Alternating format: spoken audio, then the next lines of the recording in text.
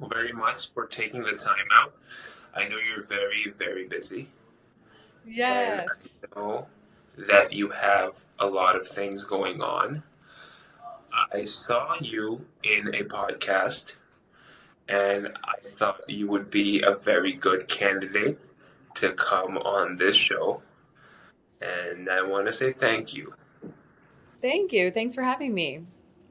Absolutely.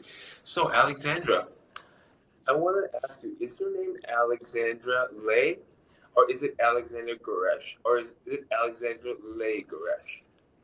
It's Alexandra Lee Goresh Pinampali. Leigh Goresh. Not to Okay. make things. Yeah, yeah. But I go by Alexandra. Lee's my middle name. Do you want to know something? I used to live in Boston. I lived in Boston No for eight way. years. Yeah. That's awesome. Where are you now?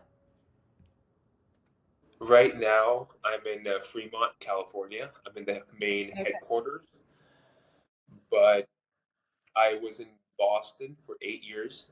I went to Uh-huh. Northeastern, and yeah, that's it. When were you at Northeastern?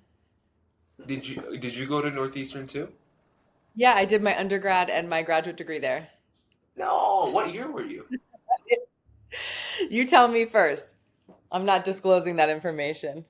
I was 20. I started in 2014 and I left in 2019. Okay. Yeah, I was there in 2018 for my business degree. Nice. I think we That's so may fun. have crossed paths. May have. What did you study? Economics. Okay, yeah. So I was a communications undergrad, and then I didn't get a full MBA, but I did my business certificate at the business school in 2018. I think I Nice. finished in I 2019. I fin I started undergrad, but I wasn't able to finish it. I dropped out and then I started jobs. Nice. Yeah, yeah, and it was good. It was great. I'm sure you're familiar with all the halls over there, the Curry Student Center, the Oh yeah. Stetson West. Oh Um, yes, yes. That's where I lived freshman year. yeah, yeah. So, what inspired Petaloúda Salon? What does the name mean to you, and what's the name all about? I think. Let me tell you what I think. I Sure. think Petaloúda is a foreign kind of name, and Hmm. it kind of a classy. It gives you that foreign. To me, it gives me that foreign touch. At the same time, it Hmm. gives me that classy foreign touch. Am I right? Am I close enough? Yeah.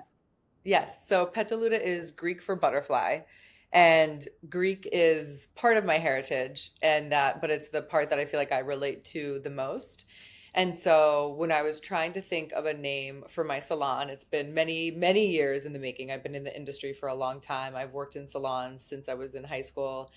Um, but anyways, long story short, when I was trying to think of a name for the salon, I thought I wanted something in Greek, but I wasn't exactly sure what. And so honestly, I mean, I still have it on my notes section of my phone, just like a running list of ideas for names that represented what I wanted to kind of encapsulate with creating my salon. And when I came to butterfly, I love that because it butterflies are beautiful, first of all, and I love that they represent transformation and beauty and kind of just embracing change. And when I don't speak Greek. And so when I'm like putting it into my, Google Translate and I saw that butterfly in Greek was Petaluda, I just fell in love with it. And I was like, all right, game over. That's it. You know, sometimes names they have a big impact on whatever brand or business or any project that you're working on. For example, my name, my personal Instagram Mhm. is called Charming Saturn. And honestly, how I thought about that name was just random, but I don't know, it kind Mhm. of resonated with me, the name Charming and the planet Saturn. So I just Mhm. brought those two words together and I just named my Instagram handle Charming Saturn. And no one Mhm. even took that name, Instagram handle, so it was available to me. So, Mhm. it just kind of resonated with me and I just kind of rocked it. And, I just, everyone knows me by Charming Saturn and, Yeah. it kind of make a brand out of it. And I think that's Yeah. a part of the thinking was involved in your the way you chose your name. Not fully, but a part of it was definitely Oh involved. yeah, definitely. Definitely. So that's I love the name Petaloúda. Thank It's you. really easy on the tongue as well. Yeah, yeah. I know the only challenging thing is, and I tried on Duolingo, but learning Greek is really hard. The challenging thing is sometimes Greek people come in and start speaking Greek to me, and I'm like, I'm so sorry. I need to learn it. I don't speak it. So that's on my to-do list. Definitely. Been trying over the years. So Alexandra, you're a salon owner, but Yes, you're also a stylist. Are you also a correct. stylist? Of course. I mean, Yes. I would assume so. Yeah, not all salon owners are, but yes, a lot are, and I am. So how does is it challenging being a salon owner and a stylist yourself? Do you work as do you have appointments for as a Yes. stylist and then Yes. managing the So I, day? yes. So I work 4 days behind the week, 4 days behind the chair a week, which is pretty typical. Before becoming a salon owner, that's how many days I was working behind the chair. A lot of stylists tend to do 4 longer days. Like I previously did 4, 10, sometimes to 12-hour days behind the chair before opening Petaluda. So that is pretty typical. Most of the stylists at Petaloúda either do some do 3 12 hours days. Mine range anywhere from like 8 to 12 hour days behind the chair. And it is one of those things I am working on because I do think long term, in order to achieve all of my goals, I will need to cut back my hours behind the chair. But Mhm. honestly, a lot of it just comes down to having a really good team. I would say the hardest thing for me is juggling that work. Like right now I have Monday and Friday set aside for my admin work, but even with that, of course stuff's going to come up during the week, and on the weekends and all the time. But I would say that that's the hard part, is like juggling how to navigate all of that stuff, because the days I'm behind the chair, I'm basically offline. Like emails are not getting responded to, nothing's getting responded to because I'm literally face to face with clients for 10 plus hours a day. But it really comes down, like I said, to having a good team and knowing that, so much stuff that doesn't need me specifically to take care of it is getting taken care of. And that's kind of what I'm juggling now, is figuring out that next phase of my business. Speaking of figuring out the next phase of your business, what how do you see Petaloúda in the next, I don't know, 3 to 5 years? Do you see yourself working more as a stylist, or do you see yourself working more as somebody who manages the big picture as well as the day to day? Or and also, where do you see Petaloúda?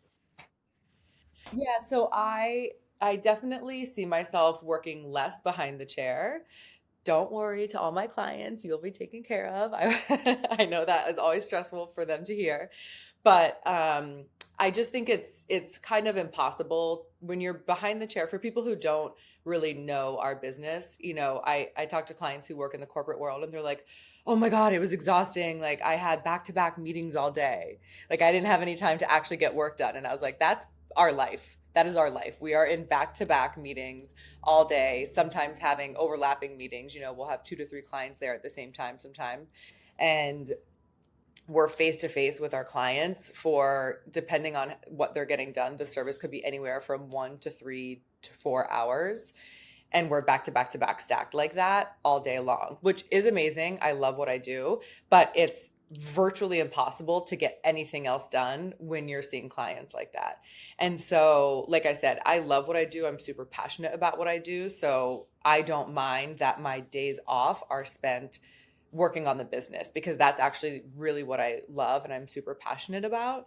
But I definitely think long term, it's not sustainable to be working 40 plus hours as a stylist and then putting in another, 40 hours as a business owner somewhere. That's going to have to even out. And so the next 3 to 5 years, I do see growing my team a bit more at Petaloúda, definitely adding a couple more stylists to the team, advancing the people who I have as assistants, advancing them to stylists, so that I can start to decrease my hours behind the chair for sure and work on bigger picture things. For example, like how we met, I created my first product this year with Metamorphosis.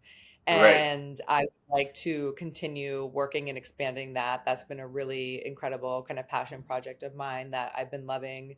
I envision opening up studios for Petaloúda so that people can be connected to the brand without having to work in our physical location, but having other kind of sublet locations around the city and possibly around the country or internationally. I'm open to all of it. But I think that would be really, really exciting because I think there's so much this industry has to offer. And I really would love to be one of the instigators of change in the industry because I think there's a lot of There's still positive. things that you mentioned, and I would like to point out so many things, and I'm going to do Yeah. it as fast as I can. As far as you being a business owner is concerned, I think one of the ways you could definitely spend more time as a business owner and less time behind the chair, in my opinion, would be Hmm. having proteges. Maybe pass on your skills and knowledge to your proteges and your Yep. work. That way, your skills would be transferred to your employees, and therefore you would Yep. have to work. That's what I think. Secondly, I Well, think yeah, as that's exactly what I was just for people who aren't familiar with like salon terminology, that's exactly what I was describing. So we have assistants who train to be stylists. And so that's exactly what I'm describing about training the team to come up and be able to, yeah, so that's exactly what I was describing. second I want to say the future, as when you go into the future, when you grow, you said you want to have different branches and different salons within the either the state or the country.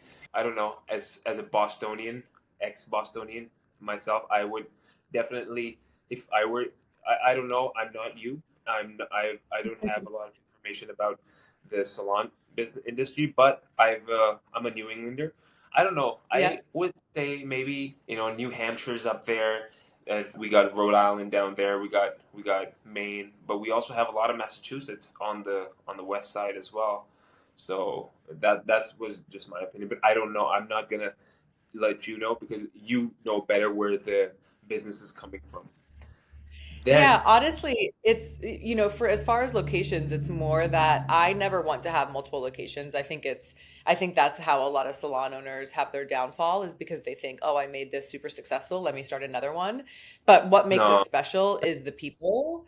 And if I'm not physically there, there's no way, even if I'm there, there's just no way that it's virtually impossible. Like I said, I've seen a lot of salon owners fail in that way because you lose the special sauce. That being said, if I have team members that they want to open up their own location, then I'm investing in them to open up their own location. That's how I see the salon growing, not by having multiple locations that I am running by myself. But I think there's a lot of opportunity to have team members that kind of come up with me and then they want to open their own salon and I'm in a position to be able, hopefully by then, to be able to invest in them. That's how I see Petaloúda growing.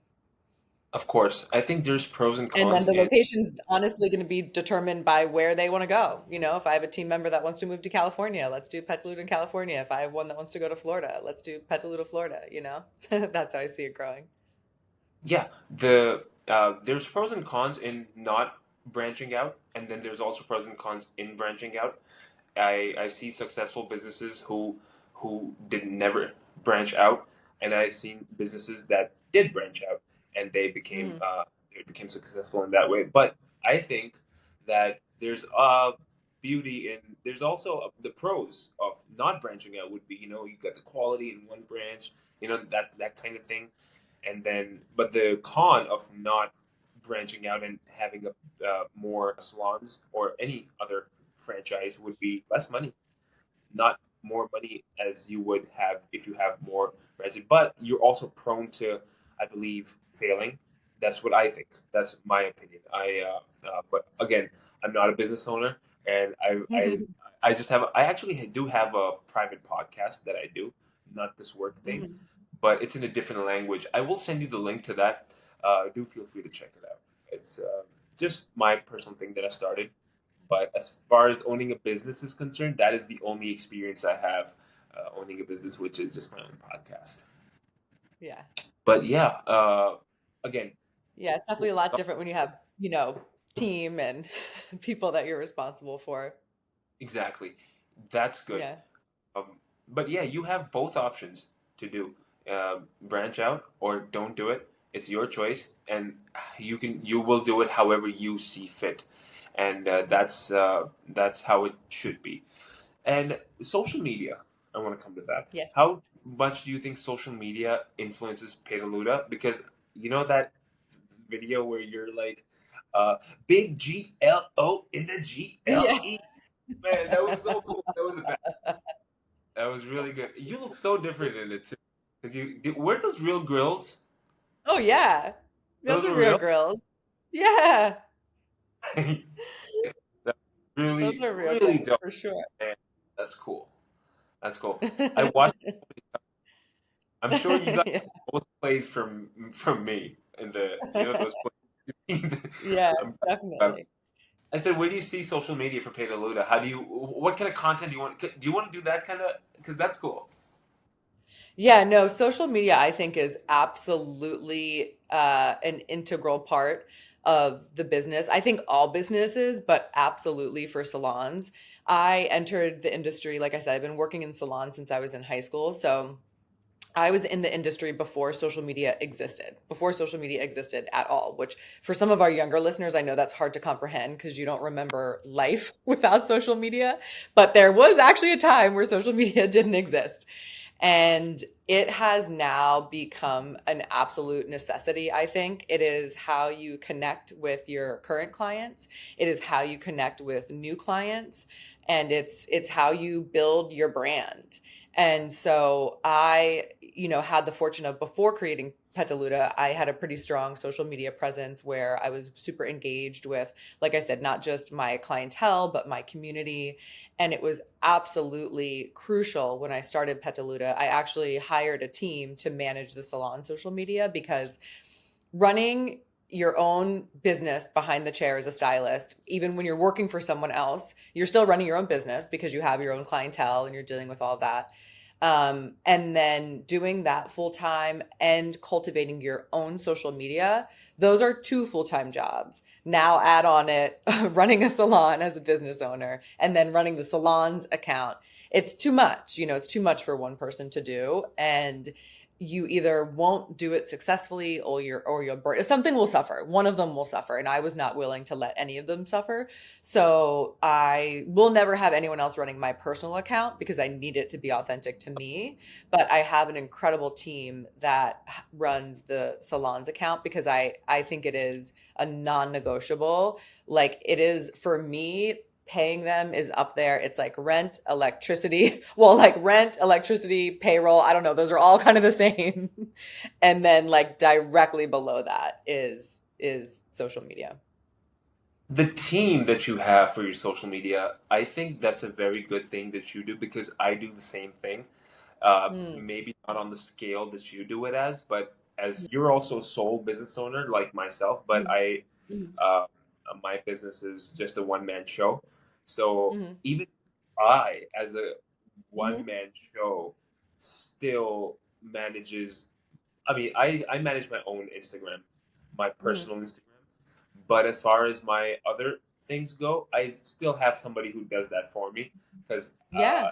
I have a full time job over here at Half Price Packaging, Mhm, and and that's why. But I couldn't imagine how hard it must be for you because you have I mean your operations are way because you'll have a whole team underneath you, and I think it's a very very good idea to have a team, especially a team that resonates with your vision to mhm, handle your socials. mhm. So I think that's very important. Also, I wanted to ask you, Alexandra, how do you manage stress with these four things that you have going on? Because you got your own Instagram account, you got Peter Luda, and then you got what else do you have? You have two of these, and then you manage. You're also working as a stylist, Mhm, but you want to decrease the time, and mhm, you also have the day to day, also the big picture of the as being a business owner. So you got four things going on. How do you mhm. manage them? Yeah, I mean, I think, like I said, I think first and foremost, it's having a really good team that I can rely on and trust at Right. Petaloúda, so that they are very respectful of that. When I have days off, the days that I'm, off, not working in the salon, when I go on vacation, they're not like they know how to take care of themselves. They're not bothering me with little BS stuff, which that in and of itself creates a stress-free environment. So that number one is huge, having a team that I really have mutual respect for. And like I said, that in and of itself is huge. And then I spent many years working for other people, burning myself out.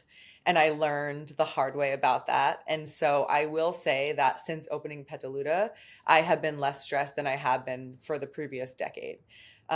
Because I made that promise to myself that I would not burn myself out, because that does nobody any good. It doesn't do me any good. It doesn't do the team any good.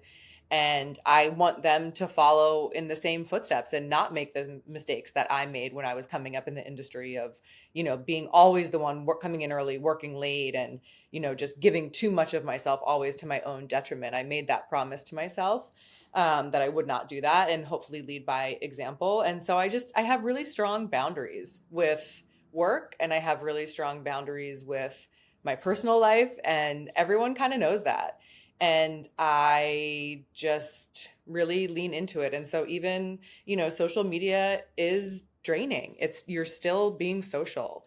And so, for example, this past weekend we were closed for the holiday, and I really like wasn't on social media that much. I was checking the emails at the salon, checking our sales of Metamorphosis, and making sure that all that was going out, and sending out email marketing campaigns, and on, doing social media marketing campaigns. But I myself wasn't super active on social media because you need a break sometimes. And so I think it's just learning. If I were to give advice to other people, it's learning what your personal boundaries are and really sticking to it. And that's something that I'm super proud of. If I do offer, like it's holiday season, right? So I'm working some Mondays when we're supposed to be closed. I'm working Sundays and Fridays and days I'm supposed to not be in the salon. But that's something that I'm offering to my clients because they need to get in. I'm not going to, not take care of them. I'm not going to turn away business. And they always ask me, "Oh, are you sure? Are you sure? Do you want to do this?"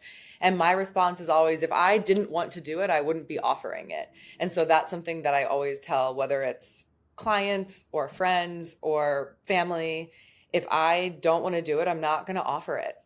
And so people know when I'm offering to do something, it's genuine and it's because I want to. And yeah, so I think that's kind of helped, is just having really clear boundaries. And a lot of times it's with yourself. I agree. I agree. Boundaries are very important. Speaking of that, what in your industry best? What do you love working most about the not working at your salon, but the beauty industry in general?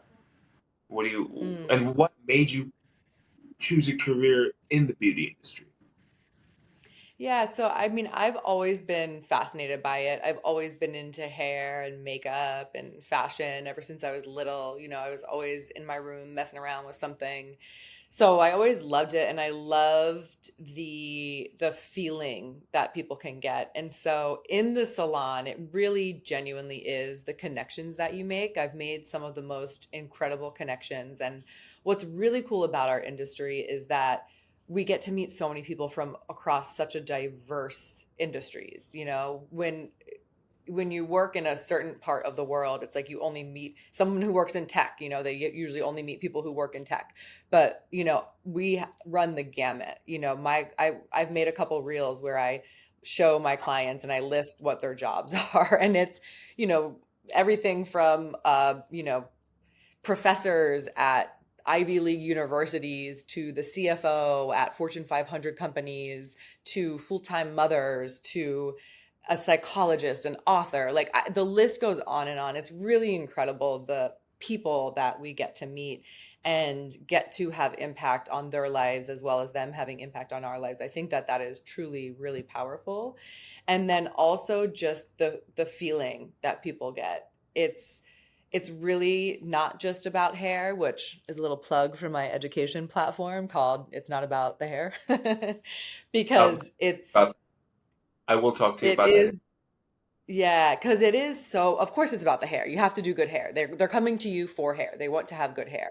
But it's about so much more than that. And it's about what giving because giving people the hair that they want, it's an expression of themselves. It's a way for them to express themselves and to feel fully like themselves. And when someone's inside is in alignment with their outside, that's when true confidence, I feel like, can shine. And so Of course, being yes. able to give that gift to people is really, really powerful. Being aligned from the inside and outside is very important. That way you are aligned, uh, I guess, Hmm. and that's you're more congruent with your both of your personalities. I did struggle with that personally, but as I Hmm. developed I as think a human, it helped me. I think most people do. I think most people do struggle with it, whether or not they realize it. I do think most people do at some point in their life struggle with that. Even it's I and even if you make it better and better, the alignment that you're talking about, it always gets. You're never fully aligned. You're always trying to. It's always a ongoing struggle to align yourself. Right. Yeah, we're fluid creatures, we change over our life. And so sometimes it's the alignment will ebb and flow because we grow, we develop. Well, that's the goal is that we grow and develop. Some people stay stagnant, which that's a whole nother podcast. But the goal is to grow and change and evolve. And so with that, yeah, the alignment should ebb and flow throughout your life. What inspired you to? So yeah, you already said that you were always messing around. It's you. You liked it. I already asked that. Mhm. And so I'm gonna ask you why. What are the next? It's you said it's not your hair extensions. It's not about the hair. It's That's what not you about said. the Is hair. Yeah. project? Is that a next project? And what is it? Yeah, so that's my education platform that I've been building out. I built it actually out in 2020, an online course, and did a couple rounds of that. But I'm really working on it to create a larger platform to have a bigger reach because I think so many stylists get caught up with, oh, this new technique or that new technique. And of course, that's important. You have to know how to cut hair, you have to know how to color hair, you have to do all of that stuff. But if you're not able to effectively communicate with your clients, if you're not able to learn how to have boundaries in your life or learn what your boundaries are, if you don't know how to place value on yourself, those are the cornerstones really of running any business, but especially this one where if you don't have those boundaries in place, people will eat you alive. Really, there's batteries, and I love this. One of my friends used to say, "There's batteries, and then there's vampires." And you want to be around people that charge you up. And unfortunately, if you don't have boundaries and you get exposed to a lot of energy vampires, they'll literally suck the life out of you. And I think that a lot of stylists get burnt out because they don't have those things in place. And so it's really about mastering all of those things about yourself. And yes, of course, it is about learning how to do really good hair as well. But there's so much more to the industry that I think it's shifting, but a lot of people just don't focus on, and they're missing out, I think. They are. Yeah, they truly are. It's no, I totally understand. It's really it does get challenging. And as a matter of fact, I just wanted to ask you about the products that you have at Petaloúda and Yeah. Metamorphosis. Do you think it's a unisex product? Because I'm thinking of putting some of that in my hair.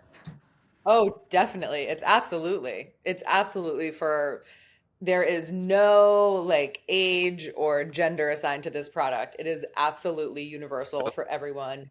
I'll get some. Can I? I I can't get it in What's California. that? Can I get it Yeah, in you California? can. Yeah, I yeah, can. yeah. We'll ship it right Or to you. Absolutely. Petaloúdasalon.com, baby. We'll ship it that, right to you. did you like the boxes we made for the Metamorphosis? Yeah, they're fantastic. So this is my first product that I've created. And I think I mentioned it before when I was talking to Ross, but Rachel, I have to give her a shout out from Intoxicated Cosmetics. She's the one that introduced me to you guys, which Did was amazing.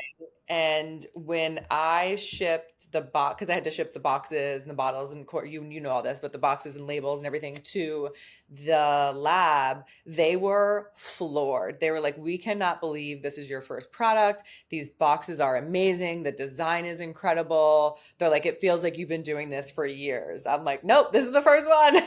So, and that is the reception from all of our clients. They just think that it's absolutely spectacular, which as do I. I'm so thrilled with the way that everything came out. And What about the mailer boxes? What do you think about those? oh, they're do I know? Do we have them? I'm like, do I even have one in my house? I don't know if I do. I think I've shipped them all away. They're all at the salon. But Well, give me permission if I find one in one of the offices. Can I make a review and post it and tag either you or oh, your heck yeah. Heck yeah. Absolutely. But I love, I mean, because that's the thing, and I won't shade anyone publicly, but I will say that one of my clients bought it in the salon, and we have a gift with purchase right now. So they, even if they buy it in the salon, they get the mailer box and they get a Petaloúda brush, and there's a headband that they get for when they're washing their hair. So they get the whole nine yards. It's and when you open up, our logo's on the front of the box, and then you open up the box, and all the butterfly logos are in the inside. And I mean, it's really phenomenal. It looks really good. And she said that she had just bought a product from a celebrity who has, honestly, I don't remember. I think it was like a skincare line or something. And my client said, "Your packaging blows her out of the water." She said, "When I got the packaging from this other, like I said, celebrity that shall remain nameless, she was like, 'What? This is it?' It was just like thrown in a box. There was like nothing, no attention to detail, nothing." And she was like, "The attention to detail, the branding, everything is just so on point." So thank really you appreciate. for bringing my vision to life. Thank you so much, ma'am. It really makes me feel very good inside that a client is so happy, especially somebody such as yourself who lived in the same city as I do and have the same values as far as alignment from within side is concerned, and other things. There was a little bit of distraction going on, so No I problem. want to say that. And as far as the other thing is concerned, with the yes being in Boston, and that what makes me feel good is that. Because my job over here at the company, I'm the client relationship manager, so that's my job basically to make sure that the clients are happy, and make sure that you're happy, and Yeah. I'm happy that you're happy and you love the boxes, and that makes me so feel good about what I do on a daily basis, and Heck yeah. that you liked it, and we would go above and beyond. I would go above and beyond to make sure that I'm with you on your next project. So you did mention about it's not about the hair, which is an educational platform that you have, which is a subdivision of Petaloúda. Yeah. But Yes. do you have any other product that's coming out? If you don't have to tell me, I'm sure if you want it to be a surprise, but you can still say that you got something in the works, maybe. Yeah. So, Metamorphosis has been such an incredible experience. We've gotten really great reception from it. It's only been out now for really a little over a month, and I've already had repeat customers who are, have run out of their first bottle and already buying it again, which makes me feel so good that, the goal isn't just to flood the market with junk. You know what I mean? There's a lot of products out there in the beauty industry, but the goal is to really give clients something that can fill a need and really help them. And from working in the industry for so long, scalp issues are the real issue, from environmental to, people have autoimmune. Well, there's like a million different things. And so being able to help that and help give clients a healthier scalp so that their hair can grow healthy has been huge. And so to answer your question, yes, the goal is to expand upon the line, but definitely getting a little bit further in. So there is some stuff to come for sure. So hopefully we'll be working together again soon. Cool. That's great. That's very good to hear. And I'm sure we would be involved in that. I hope we are because I want you to be successful, so we're successful. Lastly, Alexandra, I wanted to ask you, what would you say to somebody who is an aspiring entrepreneur, such as yourself, who want to be either in the beauty industry or an entrepreneur in general? What would you say to them? Because you got a good thing going on. You're focused, and I feel like your life is very good. And what would you say to maybe somebody who's younger or older, Mhm. who's starting out or who's already started, who wants any piece of advice you want to give to somebody in either your industry or as an entrepreneur in general? Yeah, so I think the one of the first things is to your point when you said somebody younger or someone older. I do think that is huge is don't put an age limit or a timeline on your success because some people think, oh, the moment's passed me by. Oh, I should have done this 10 years ago, or et cetera, et cetera. And I even had people say that to me when I opened Petaloúda. Wow, this is going so well. Aren't you mad you didn't do it 5 years ago?